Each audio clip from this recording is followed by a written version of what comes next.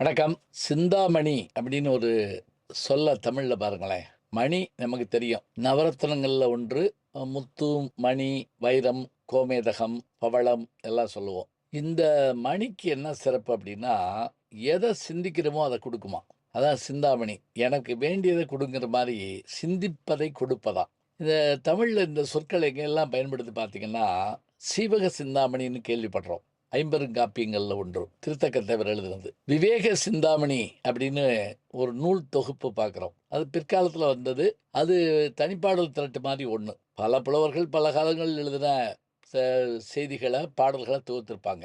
இந்த அபிதான சிந்தாமணிங்கிற ஒரு அபூர்வமான தொகுப்பு நூல் இருக்கு பாருங்க. எத பற்றி வேணாலும் நம்ம தெரிஞ்சுக்கிறதுக்கான செய்திகளை உடையது. இத பெரும் முயற்சியில தொகுத்தவர் சிங்காரவேலு முதலியார். 1910ஆம் ஆண்டு வந்திருக்கு. இப்ப நெறைய பதிப்புகள் வந்துருச்சுன்னு வச்சுக்கங்களேன். இது தவிர கண்ணதாசன் அபிவிவேக சிந்தாமணின்னு ஒண்ணு எழுதியிருக்காரு. அது சும்மா இதுக்காக எழுதுனேன்னு வச்சுக்கங்களேன். விவேக சிந்தாமணியில வரக்கூடிய பல பாடல்கள் ஆச்சரியமா இருக்கும்.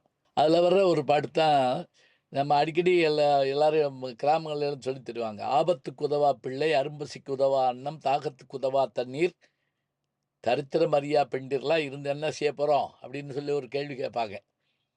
இப்ப எனக்கு பிடிச்ச பாட்டு அதுல என்ன அப்படின்னா, அதுல நெறைய பாடல் இருந்தாலுமே இந்த பாட்டு என்ன அப்படின்னா, எவ்வளவோ அபூர்வமானவங்க நம்ம பக்கத்துல இருப்பாங்கங்க. நல்ல அறிவுடையவங்களா இருப்பாங்க. அவங்கள எல்லாரும் அவங்க அறிஞ்சுக்கிடுவாங்களா அப்படின்னா இல்ல. அவங்களுடைய திறமை, அவங்களுடைய அறிவு, அவங்களுடைய தன்மை எல்லாரும் அறிஞ்சுக்கிட்டாங்களா? சொல்ல முடியாதுங்க. ஆனா அதே சமயத்துல அவர்களுடைய திறனை, அறிவை, ஆற்றலை, புலமையை, பெருமையை எங்கேயோ உலகத்துக்கு அப்பால் இருந்து சிலவர் வேற ஊர்ல, வேற நாட்டுல இருந்து கேள்விப்பட்டு அவர் இங்கேயே அங்க இருக்காரு, இந்த தெருவுலயா இருக்காரு அப்படின்னு கேட்பாங்க. ஆமா, என்ன அவர் பெரிய பெரிய ஆளா? அப்படின்னு அப்பவும் தெரியாம தான் இருப்பாய்ங்க. அரிய பொருள்கள் நம்ம பக்கத்துல இருக்குங்க. ஆனா தெரிஞ்சுக்கிற மாட்டோம். வெளியிலிருந்து வரக்கூடியவங்க தெரிஞ்சு வருவாங்க. அது எப்படி? அதுக்கு ஒரு பாட்டு இருக்கு பாருங்களேன், விவேகானந்தாமில்ல.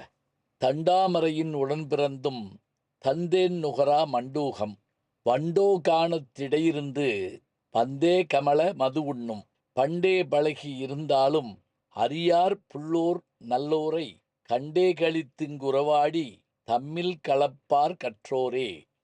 தண்டாமரையின் உடன்பிறந்தும் தந்தேன் நுகரா மண்டூகம்." மண்டூகம்னு என்ன? தவளை. ஒரு குளம் இருக்குதுங்க. அந்த குளத்துல நிறைய தண்ணி இருக்குது. அதுல நிறைய மலர்கள், தாமரை, அல்லி, குவளை எல்லா மலர்கள் இருக்கு. அதே குளத்துக்குள்ள நண்டு இருக்கு, தவளை இருக்கு, மற்ற எல்லாமே இருக்கு. இது எதுவுமே இந்த தாமரை மலரினுடைய வாசனையவோ, இதுல இருக்கக்கூடிய அழகையோ, இதனுடைய நிறத்தையோ, இதுல உள்ள தேனையோ இவையெல்லாம் அறிந்து கொண்டனவா என்றால் இல்லை. தாமரை பக்கத்துல தாங்க அ மண்டூகம் இருக்கு. புரியல.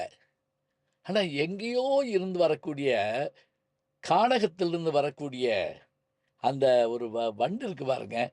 அது தேடி தாமரையில அமர்ந்து வாசத்தை உண்டு நுகர்ந்து தேனருந்தி செல்லுது.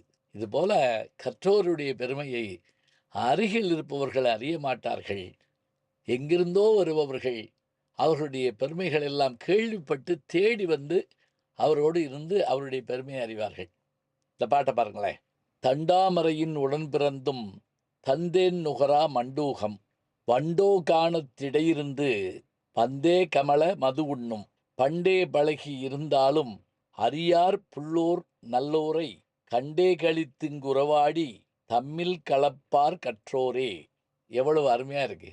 அதனால ஆ நாம நம்மோடு இருப்பவர்களுடைய பெருமையை அறிந்து கொள்கிற அளவிற்கு அவருக்கான தன்மையை, அவர்களுக்கான பெருமையை உணர்ந்து கொள்ளக்கூடிய அளவுக்கு நம்மையும் நாம் வளர்த்துக் கொள்ளணும்.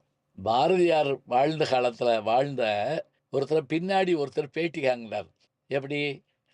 ரொம்ப காலம் கழிச்சு வச்சுக்கங்களேன். பாரதியினுடைய புகழ் உலகம்லாம் பரவத் தொடங்குன நேரத்துல பாரதி இறந்து ஒரு 20 வருஷம் கழிச்சு ஒரு பெரியவர பார்த்து கேட்குறாங்க. "ஏங்க, நீங்க பாரதியார் வீட்டு பக்கத்துல தான் இருந்தீங்கள்ல போட்டுருக்கு. அவர பத்தி தெரியாதான்னு?" தெரியாதுன்னு இல்லங்க. அவரு பாரதியாரா வருவாருன்னு எங்களுக்கு தெரியாது அப்படின்னாரு அவரு. அதாவது என்னன்னா, பெரிய ஆளா இருந்தா தான் தெரிஞ்சுக்கணும்னு இருக்கிறது தப்பு. அவர்கள் பெரியாளாக வருவார்கள் என்பதை தெரிந்து கொள்வதே அறிவு. விவேக சிந்தாமணியில் வரக்கூடிய அபூர்வமான பாடல்கள் பல இருக்கு. அவற்றையெல்லாம் நம்ம தொடர்ந்து பார்க்க இருக்கின்றோம். நல்ல செய்திகளை நாளும் சிந்திப்போம். நாளை சந்திப்போம். நாளும் நல்ல தமிழ் கேட்க முனைவர் ஞானசம்பந்தம் அவர்களின் கேளுங்கள். கண்டிப்பாக கேளுங்க. நான் கேட்டுட்டு இருக்கேன். நம்முடைய ஜி ஞானசம்பந்தன் யூடியூப் சேனலை தொடர்ந்து எக்ஸலம், இன்ஸ்டாகிராம், ஃபேஸ்புக், வாட்ஸ்அப் என்று அனைத்து தளங்களிலும் நாம் இயங்கிக் கொண்டிருக்கின்றோம். நீங்களும் எங்களோடு வாருங்கள்.